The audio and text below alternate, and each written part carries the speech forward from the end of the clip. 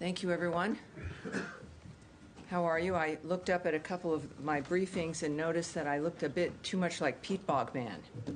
So I got a haircut. It's funny when you look at, you're so busy and you look around, and I thought, oh, this has got to be a little bit better. So that's what I've done. All right, thank you very much for joining us. Another full room, and I appreciate that very much. Lots going on, obviously. Let's start, though, with an announcement that many of you know already. Secretary of State Marco Rubio will travel to Jamaica, Guyana, and Suriname March 26th through 27th to advance President Trump's foreign policy priorities in the Caribbean. While in Jamaica, the Secretary will hold bilateral engagements with heads of state from Barbados, Trinidad and Tobago, and Haiti. Secretary Rubio's engagements with our valued Caribbean partners will promote regional cooperation, and which is we're working on, of course, to end illegal immigration, counter transnational organized crime, strengthen regional actions to address Haiti's political and security challenges, and strengthen the United States economic partnership with Caribbean countries.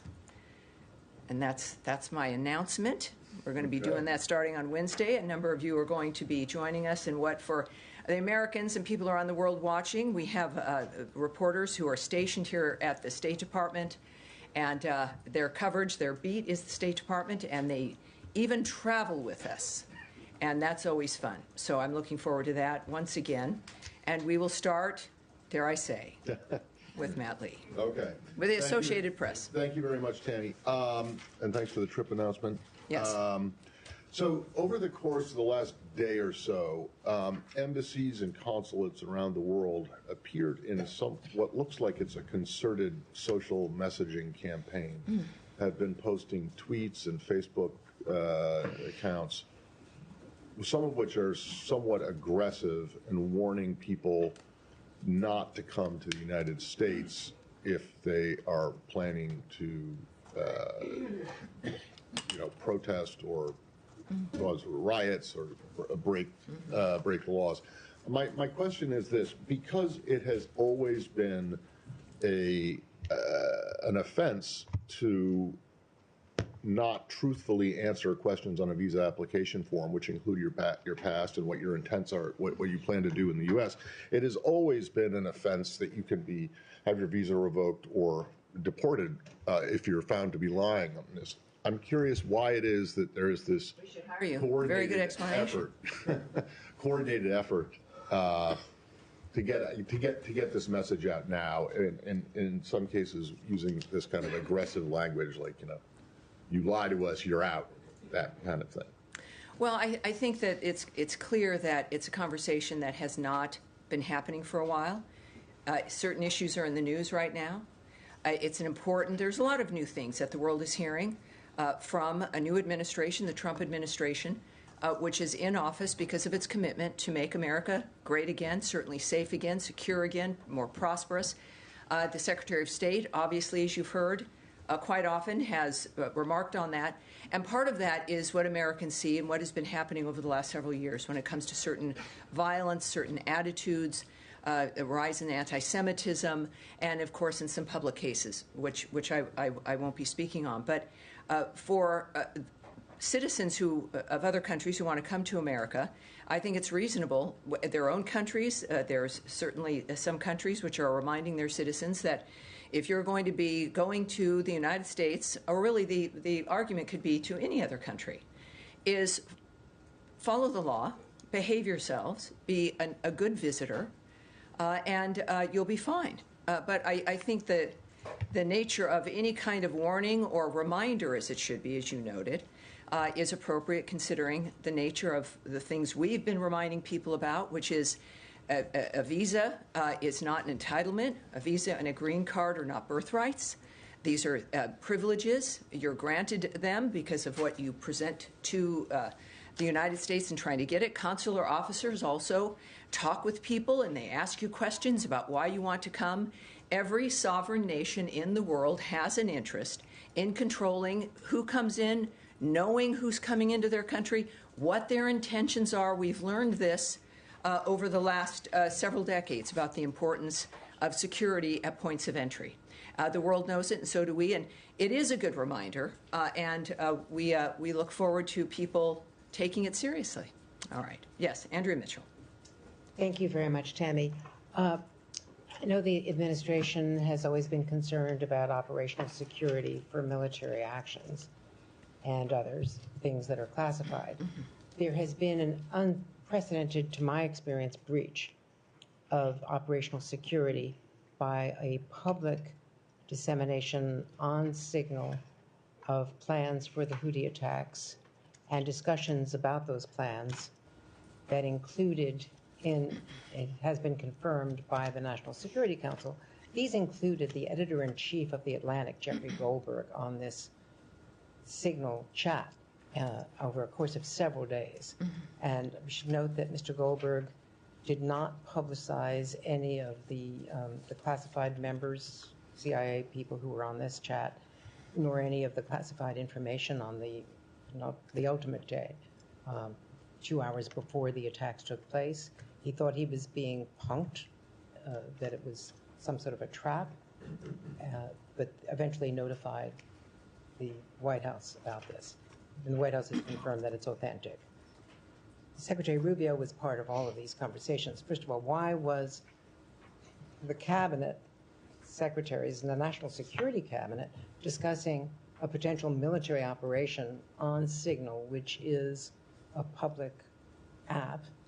And why didn't they notice a phone number that was not part of their group? And how concerned is the Secretary about the implications of this? Well, I have two very short things to say to you. First is that we will not comment on the Secretary's deliberative conversations. And secondly, that you should contact the White House. But in this regard, this was a very extensive series of conversations involving, a very important military action. And the Secretary of State is the leader of foreign policy. Shouldn't he have an opinion about this? Well, from this podium, I'm not going to comment, and never would I comment in any framework, the Secretary's deliberative conversations in any regard. But all right. Are you concerned yes, about the breach I'm not, of security? I've said it twice, and I appreciate your persistence. That's why you're who you are. But I won't be commenting on that particular framework. All right, Daphne, go ahead. Can I move to Russia, Ukraine? I wish you wouldn't, but yes, of course. Trump said today that territory was being discussed. So I just wanted to follow up on some comments that Witkoff made over the weekend about Crimea, Donbass, and regions annexed by Russia. He said that the question is, will the world acknowledge that those are Russian territories? Is it the administration's view that Russia has a legitimate claim to these regions? What I can tell you, first of all, of course, is I'm not going to speculate. And once again, because of the approach of this administration, there are a lot of diplomatic talks going on. There's a lot of summits happening. There's a lot of conversations happening, the supermajority of which I cannot comment on to you about those kinds of discussions or the commentary from which they may or may not have been gleaned from. What we do know, and I would refer back to the nature of what we're trying to do here, and what we've said is first and foremost in our mind. There's one thing in front of us that everyone is doing, and that is to secure the peace of that region, of those two countries, which more even than the region, the entire world. And that's the singular thing that is being worked on right now in Saudi Arabia. It is the singular thing that the president has been focused on. It is what the secretary has been working on pretty much from day one, which is, what are we in, the 9th week at this point. And dramatic changes have already occurred. Fabulous changes have occurred because of the focus, and there's really no other way to do it. You've got to have a dynamic that you're going to convince people that they can embrace and agree to. And the only way to do that is to stay with a framework that doesn't change, doesn't morph, where there's not distractions that you led away from the focus on what it is we're trying to accomplish. So that's what we're dealing with in this regard. And I think just a reminder that until there is a ceasefire, a full ceasefire, that's when, as the President has noted, and certainly the Secretary, that until there's a ceasefire, that's when we can then discuss the differences in what proceeds after that when it comes to an enduring peace. Yes. Thanks, Tammy. All Can right. I switch to the Middle East, or did you Well, want do we have any more Ukraine, Russia? Yes, sir. Go ahead. Thank you, Tammy. Just to follow up on the question my colleague asked, I understand you don't want to comment on Witkoff's comments. Some of them, are reflecting Russian viewpoint. Ukrainians do appreciate this administration's effort to solve the problem, but they want to trust you. When they hear what we heard during the interview, how do you want to build that trust on the Ukrainian side?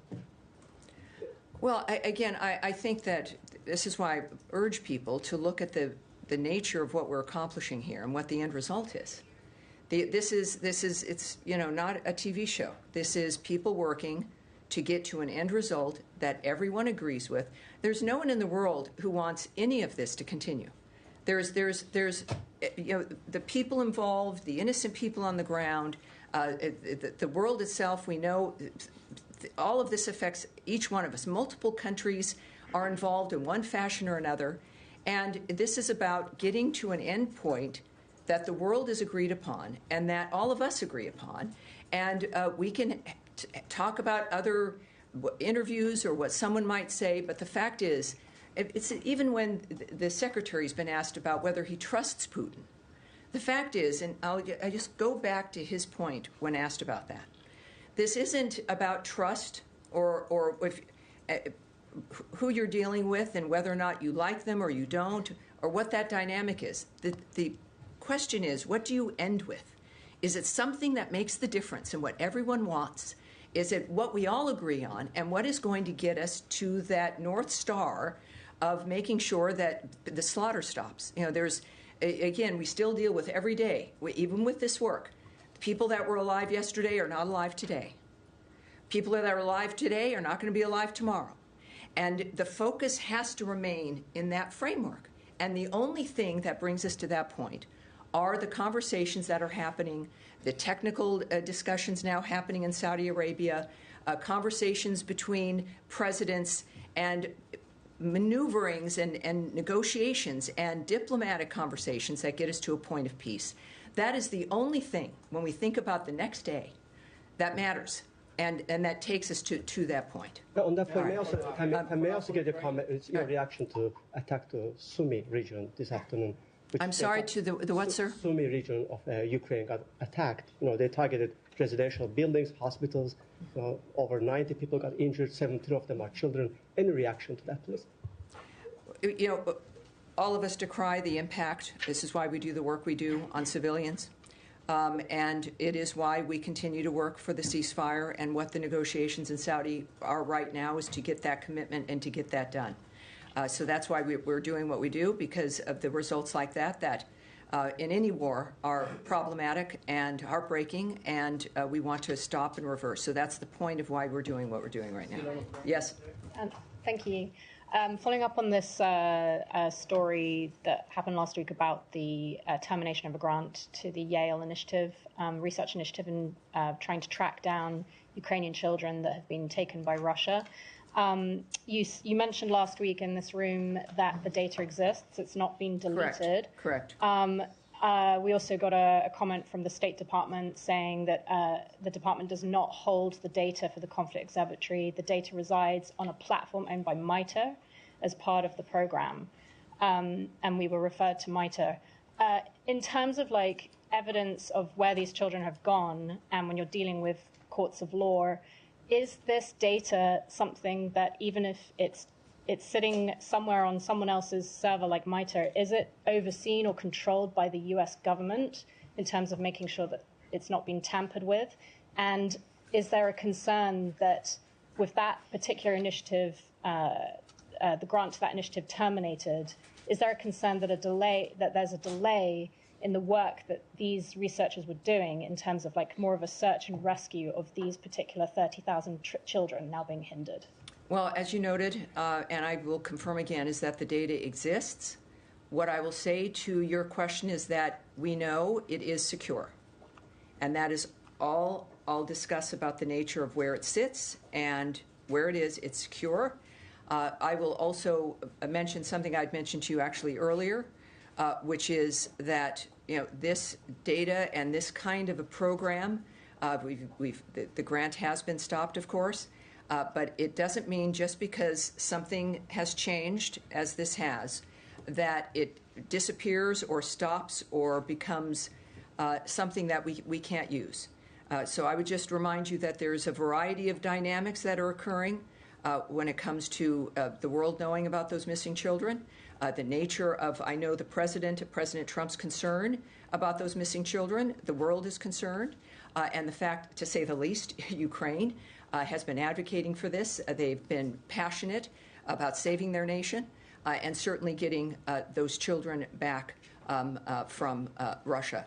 And I think that this is, when we think about now the nature of the negotiations, or certainly the conversations, that is part of those conversations.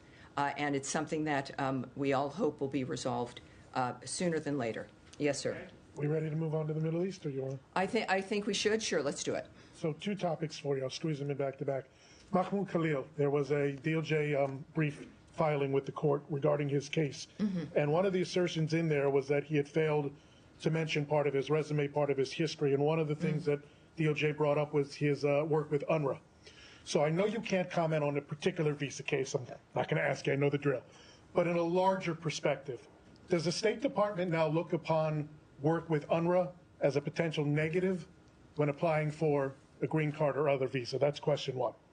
Question 2, on Friday, Dorothy Shea, who heads up on an interim basis the U.S. mission to the UN, called Security Council Resolution 2334 a mistake. It's been, for the most part, the defining policy around settlements for a while now, other than the first Trump admin. The spokesman for the mission told me there's been no change in policy. Her statement doesn't reflect a change in policy. But obviously, she calls it a mistake. It means something. What is the position right now of the Trump admin and the State Department on Israeli settlements beyond the Green Line? Are we going back to the Pompeo doctrine? Is it going to be used as leverage to expand the Abraham Accords, which Vice President Vance brought up today? What is the position? Speculation. I've just got to get my speculation book out. I'm not going to speculate. I'm not going to guess what's in the minds of diplomats, and diplomats are involved, including an ambassador and her statements. I'm not going to speculate on any of that, what they mean, or what other leaders are going to do or not do. And I appreciate we all have questions about certain things. What I can say, well, now I have to say what I can say about what I can't say regarding your first question, is that you mentioned, of course, that there are court filings, and you mentioned the detail of what you say is in a court filing. I'm not going to expand on that either. So what I can say in general is what the Secretary has said, what the President has said, what I have said on numerous occasions, and as brought up here just a little bit ago as well, when it comes to the nature of messaging regarding visas and what the United States expects, and I think what every nation expects. When someone is knocking on the door saying, can we come in? America's answer to that has usually been a resounding yes, please do, using the regular legal system to do it. But the reason that system works is because there's order to it. And we have expectations to what it is you say to us. And if you have an order and expectations and they're never enforced, or it doesn't matter and other people see that, it means that none of the laws mean anything, the regulations don't mean anything, and you're not even really a nation. You're a nation effectively without borders and controls. And no nation operates in that fashion. So it's not, again, certainly not commenting on any particular filing or any particular case. If you lie in your efforts to come to the United States to get a visa for any reason or for a green card, maybe there haven't been repercussions or we haven't done things properly in the past. A lot of things have changed with the election of Donald Trump, as the American people have said. What has happened in the past is now unacceptable. We see the impact on people's lives, everybody's lives, and it's not anything new. We want to have the order back. We want to have the the rules, the expectations, the values back to how we make our decisions. So it is an important message. It's a normal message. It's a reasonable message. And it's important, and especially for those when there's certainly a court argument, or if you have lied, if you've misrepresented what you were going to do here, there has to be a response to that for a nation to be able to be taken seriously by its own people who rely on it to keep them safe. All right. Yes, sir. Yes. Hi. Changing subject. I'm sorry. Clearly, well, hold on now. So keep that in mind. So now, Nadia, where were you going? Hold on. All of you, you're right here in front of me. I'm willing to stay here as long as I need to. Yes, ma'am. Thank you. Nadia. I have two questions, but I want to follow up on the application form, just to be clear. So you're saying that Mahmoud Khalil has lied on the application? Oh, I never commented on his case. I never said that he did at all.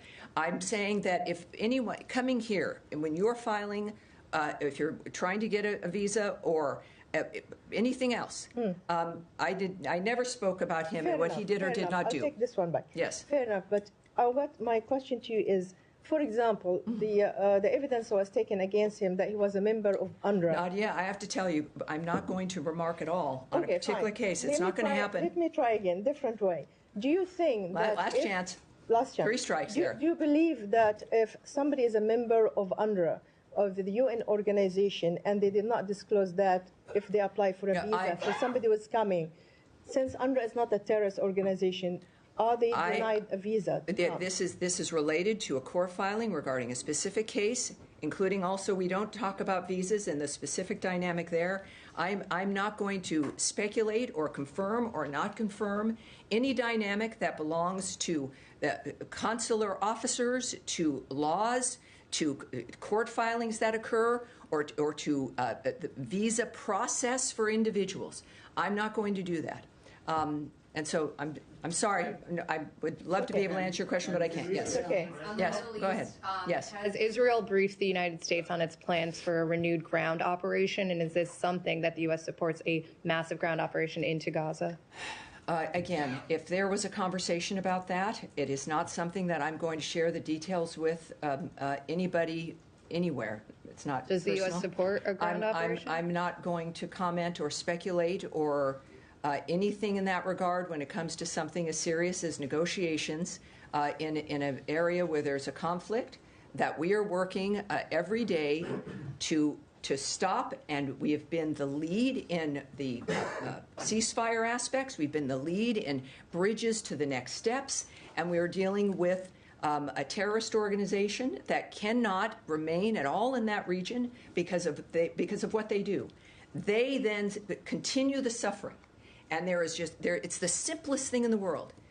Hamas could release the hostages, which they still have, and the bodies of those that they've killed, and they could lay down their arms, and the suffering would end.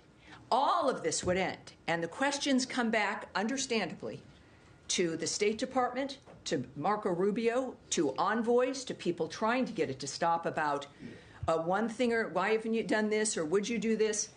It is Hamas it's one step it could take, and the carnage could end. And I appreciate what you're asking, but I have certain limits in what I can express when it comes to the way decisions get made.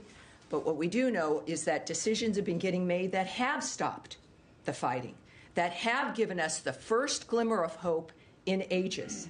And we're going to continue that kind of work because we do care, and we are determined to get peace. And we're the closest we've been in most areas than we've been in ages, and that needs to continue. Yes, sir, in the back. Can I follow up? Not at this moment. Yes, sir, in the back. I have a question on Ukraine and the European, if I can go back a little bit.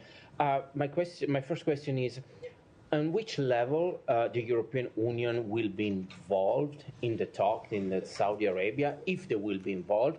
And the second one, if you can give us some more glimpse of the talk, what can you, like, something that you can share with us, like related to the ceasefire, like the Black Sea, or the part of, are we talking about part of Ukraine that's going to be given to Russia, or other left to to Kiev. Can you give us a little more? Well, I'd already mentioned before in being asked about please comments on issues after a ceasefire. There is one thing we're working on, that's a ceasefire. I have nothing to say about what comes after a ceasefire, which has to be manifested in full. And we are close to that. This is what's fascinating. We've never been closer, a breath away from a full ceasefire. And then, full stop, then a discussion about an enduring peace. It's doable. Humanity has done it in the past. We can do it again, but this is the time where there has to be new ideas, where this dynamic has to stop. What I can tell you in general, you mentioned the Black Sea, is we do have negotiating teams, of course. They're meeting in Saudi Arabia to discuss broadening the ceasefire to the Black Sea on the way to the full ceasefire, which is always the prize. That's the prize right now. There's no other prize. To fully restore peaceful commercial activity. The Black Sea, of course, is key to that. We are continuing contact with both Russia and Ukraine. We're committed to continuing our work to bridge that gap. As the Secretary said repeatedly, both sides will have to make compromises as we are working in this ceasefire range. President Zelensky has agreed on a partial ceasefire against energy infrastructure and has reiterated his willingness to adopt a full ceasefire. There's certainly the aspect of possibility of, well, these situations, these technical negotiations are going on now, that we hope to see where the parties have landed.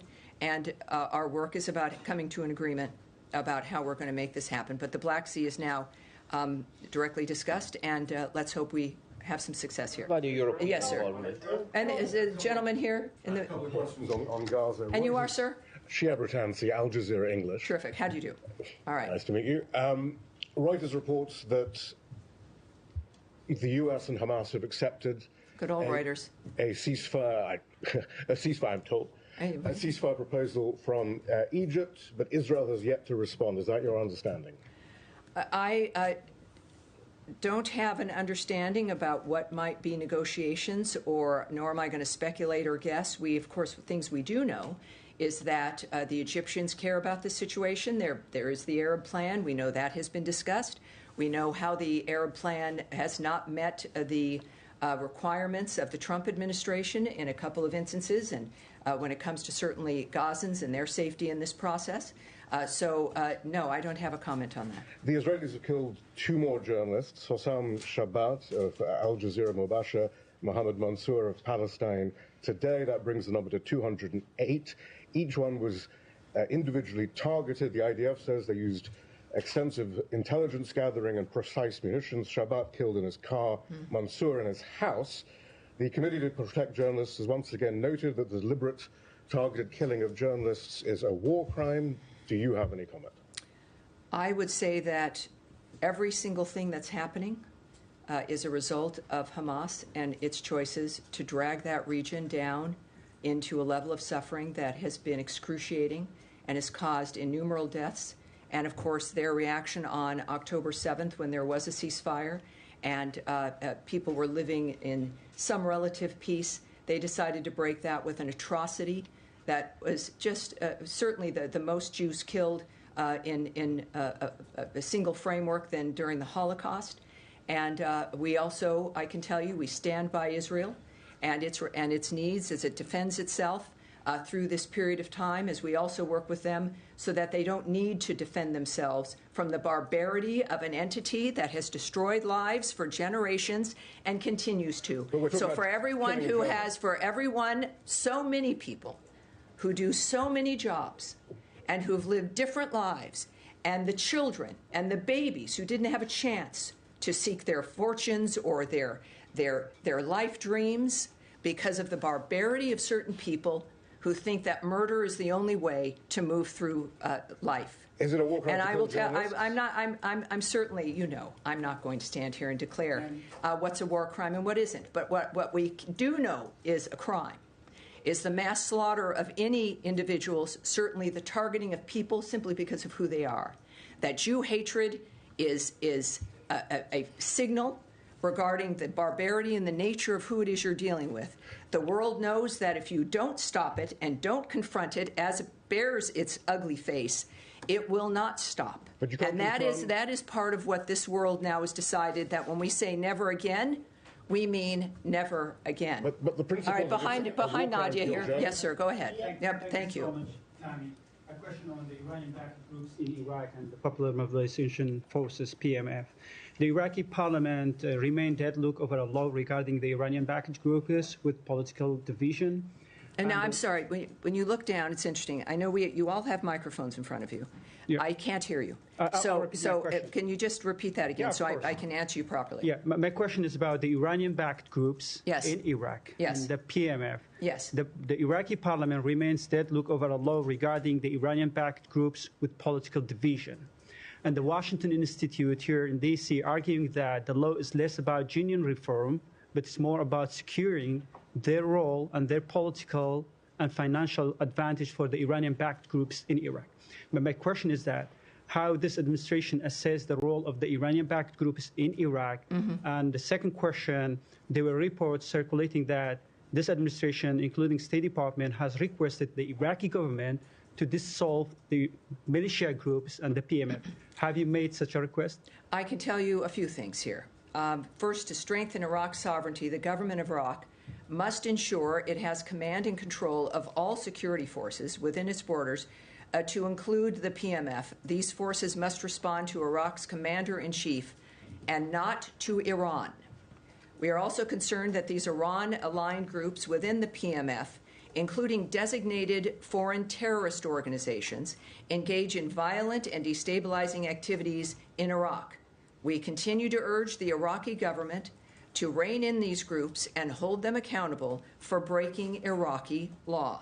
The president has no higher priority than the safety of U.S. personnel, and he has made it clear that the United States will defend itself, its personnel, and its interests. So I hope that answers your question. Yeah, thank you. Yes, Saeed, please. You've been. Tammy. Yes, Very of course. Quickly, I have a couple of questions. One on. I'm not Gaza. surprised.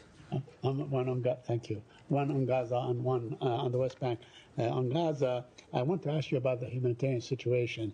It's been determined that over 97% of Gaza's underground water is unfit for human consumption, and it's being held. Are there, aside from possibly talks for a ceasefire, another ceasefire, and so on, are there any talks that you're aware of to get the humanitarian aid going, especially the water going? And second, I want to ask you on the West Bank, but I'll wait until you answer this. Well, this is why we want, and we're very disturbed when Hamas did not perform to make sure that the ceasefire could continue, that they did not do what they said they would do.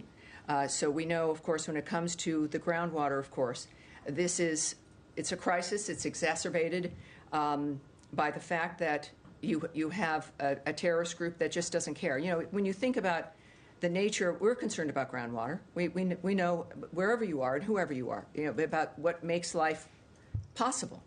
And yet you are dealing with an entity controlling and had controlled that area that not only is not caring about the nature of a quality of life, they don't care about life at all. Their reason for being is to use human beings as human shields and to murder and to rape, to just create a kind of suffering that is unimaginable for civilized human beings. So, of course, we care about this. This is why this administration has been determined and has been focused on changing that environment so it doesn't repeat for every generation. There's a certain point where all of us in this room will be gone from this planet. And your children, or the people you know, and your grandchildren will be sitting in these chairs. If we can, as our generations, can try to please, there'll always be problems. But with what we've learned over the last several centuries, certainly the last century, and the beginning of this one, is that it cannot continue, so that they can have other conversations, and maybe even better ones.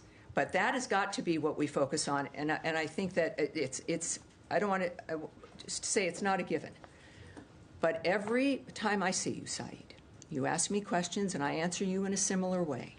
And I believe I like you. You've gotten to know me a tiny bit. Is that I am serious when I say these things to you. and say them to you from my experience working in this building with the people who've devoted their lives to dealing with these issues. People, I've mentioned the career people before, the bureaus that are in this building that work on the issues in the regions, certainly the people who are voted in by the American people. And it is every day, maybe I don't know what happened before in the last 50 years that makes it still an issue now. We are serious, beyond serious, that it's going to end. So I'm going to leave from there because I do, through the rest of the day and through this briefing, I end up answering, I think, many of your questions. Okay. And we're going to continue on. All right, now we're waiting patiently. Thank you, sir. Thanks, Tammy. Since this is my first briefing with you, Leon Bruno, AFP. Excellent. Thank you, sir. Everyone appreciate is aware. Yes. I have two unrelated questions. Please. No way. Unrelated. All right. Unrelated, yeah. The first is I'd like to go back to an issue which I think is important, which is U.S. aid and humanitarian aid in general. I know you've been asked about this, and you've said that the administration wanted to go after waste and fraud and what have you. Well, they wanted to. When they did. Yeah. Yes. There's been many dire warnings today from UN AIDS agency. Last week from the UNICEF, the children agency. Also last week from the UNHCR, the refugee agency. Basically, the bottom line is, okay, you cut funding, you did this, you did that, but it's having and will have a major impact because it's disrupted many programs, especially from the UN and all that. So, and by dismantling USAID, who are experienced in delivering aid, and there were thousands of people doing it, who is actually doing now the control, coordination, and distribution of whatever aid is left at State Department? Are you equipped for that? And second, related to this is, what is your general comment as to these very dire warnings from very serious people about the millions of children or people who are going to suffer? Yes. And then unrelated question after. All right, thank God, because I was going to want to answer this one certainly first. And you haven't been here because we have been talking about this a lot. So I'm going to say something that everyone has heard in one fashion or another, which is a reminder that just because a structure has changed or stopped does not mean that the nature of our work in that issue has stopped. That because a certain building might be named something else, or a certain program has ended, or that a certain department is over or made smaller, does not mean that that's the reflection of our commitment to foreign aid or to helping the world. That is pretty much what America's done from the start, and we continue to do because it matters. But it will only work when we understand whether or not it is working to accomplish the thing that the people running it say it would accomplish. If the money that is spent is actually, again, according to Samantha Power on her way out as the lead of USAID last year, said 7 to 10% of the money afforded to programs through her entity only gets to the people that need it, making a person wonder, and this is a new debate, of where does the other 90% go? So it is the height of irresponsibility to give people hope with spending billions of dollars, and it's not even reaching the people that you've told that it is supposed to go to. They don't see it. And you don't see the world getting better, do you? You see different things going on, but our expense of foreign aid increases, and you'd think if the foreign aid process was to work, the need for foreign aid would decrease. But it doesn't. It gets bigger and bigger and bigger. The Secretary has called it a foreign aid industrial complex, I think. And there is so much money that what has happened now is, in fact, a reform of this framework to make sure that if we're going to spend, as we have and will likely do in some fashion, billions of dollars to help the world, damn it, those billions of dollars better help the world. That is the basic standard. So there is disruption. We understand that. But it doesn't mean everything has come to a halt. It doesn't mean it ever did, or that it will in the future. Our commitment to foreign aid remains. And just because how it used to look, what it was before is gone, it means that it's going to just look differently. And it will be more efficient. And the waste, abuse, and fraud, which in the beginning of your question you said in a little bit of a snarky manner, sometimes I'm snarky as well, that was like what was said is that we wanted to deal with. Why else, I can say this for this administration, I think, for this State Department, why else are we here? For us, it's to fix this thing. It's to make it really work. It's to make it work for people and to fulfill the promise of what we're supposed to be able to do, and not just have the facade because of a building or because of giant grants and money.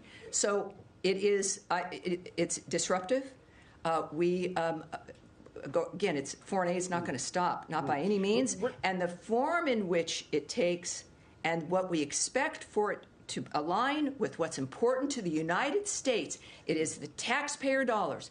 What's important to us has made us the best country in the world, and everybody wants to come here, and that we're able to help the world because that's what this nation is, and that's going to continue. But it wouldn't be able to continue if this nation did not look seriously at where the money was going and the amount of waste and fraud that has existed. But there were thousands of people who were dealing with this. Who is actually dealing with it at State Department? You have the manpower to do there it. is State Department, the United States government.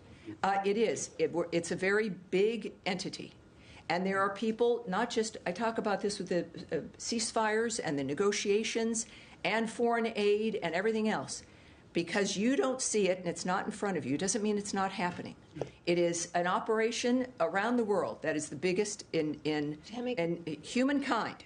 So I'm going to move on from that because coming now to each of the briefings would be good because you would have heard these answers beforehand. Yes, Andrea, let's get to some people in the back who've had their hands up. Glasses on, please. Yes, sir. Go ahead. I have a question back to the West Bank. I'm wondering if you've seen reports that the co-director of the Oscar-winning film No Other Land was just beaten by settlers and taken from the ambulance from which he was carrying.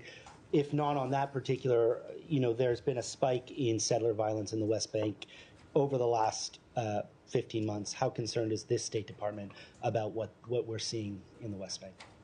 Well, I'm going to check any loss of life or people being harmed. Certainly, we decry, and that's something I'm going to want us to go back and check on, and I'll do that. But obviously, how concerned are we about violence? By settler violence against Palestinians. When it comes to the issue of violence, I think this State Department, this administration, and as I've been working here, and certainly as an American in general, it's obvious, without my going through a soliloquy again, that we care very much about that and want it to end. Yes, ma'am, in the back in purple. Thank you so much. On Israel, Ayşenur Ezgi Egi, who is an American Turkish activist, was killed by an Israeli soldier on September 6th in the occupied West Bank while attending a protest. More than 6 months have passed since the U.S. government called on Israel to investigate her killing, but there has been no action and accountability until this date. So I'm wondering if the administration pursuing justice and accountability for Ayşenur and other Americans who were killed by Israel, and would you support an independent investigation into her killing as demanded by Ayşenur's family? Because of the world we live in, often I have to say we decry the harming or the injury or the killing of anyone.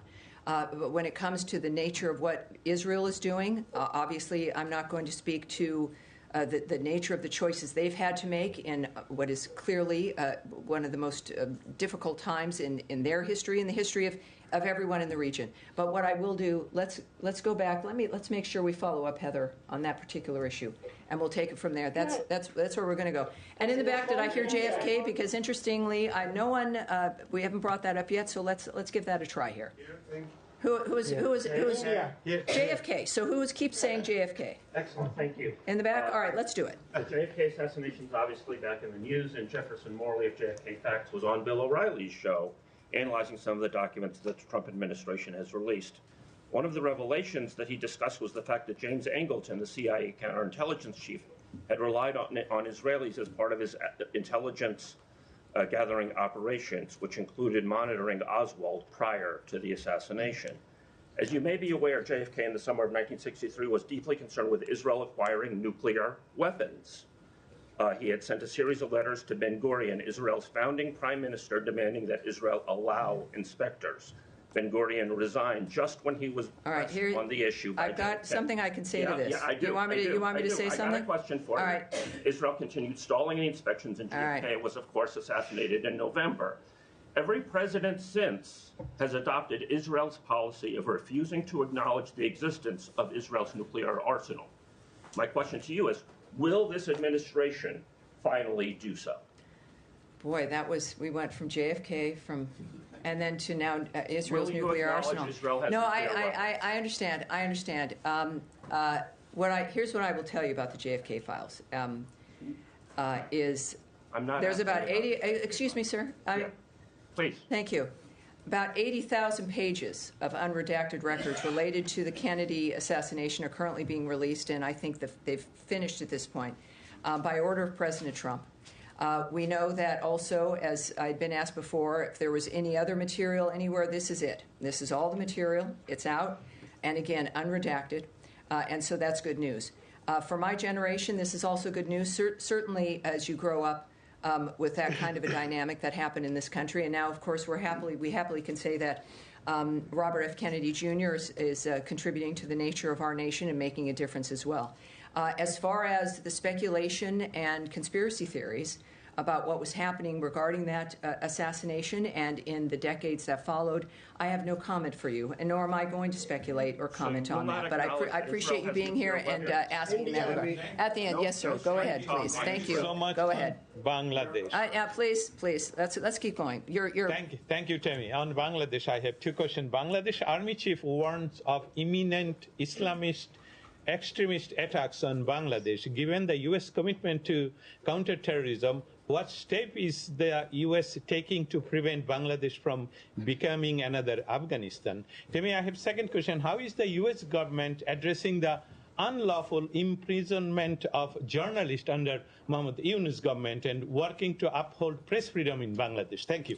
Yes, well, with the questions that we deal with a lot, I think that we go back to what's most important in the nature of how we handle other countries, what we expect of them, if we consider them our friends, the diplomatic scenario. Fortunately, we have an administration and a Secretary of State who's completely committed to diplomatic resolutions, to face-to-face conversations with our friends around the world, and certainly the impact, hopefully, of our strength and our president, who is known for taking things seriously, to know that we expect every country, certainly Bangladesh and others, to say the least, to follow the rules of human rights and to be cognizant and fair regarding the behavior and what their own citizens expect from their government. So I think that's a North Star for any nation, and I'm going to move on. We'll get one more in here. So yes, go right here. Right here. Ahead of Second Lady Ushavance's planned trip to Greenland later this week, Greenland's prime minister called the visit a sign of American aggression and said that we're now at a level where it can in no way be characterized as a harmless visit from a politician's wife.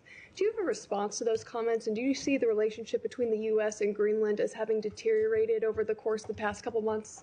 Well, I can tell you about the Second Lady's trip, so we'll start there. As the White House has announced, Second Lady Usha Vance will travel to Greenland with her son and a United States delegation to visit historical sites, learn about Greenlandic heritage, and attend Greenland's national dog sled race. The delegation will depart for Greenland on Thursday, March 27th, and return to the United States on Saturday, March 29th.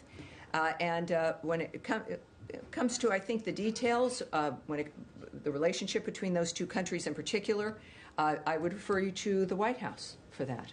All right. I think that's it. All right. We're good. We're good. Thank you, everyone. I'm glad we got as much covered as we did. And no doubt, I'll be back on Friday, so we will be here Friday. And I'll see you then. Have a great rest of your day. Thank you.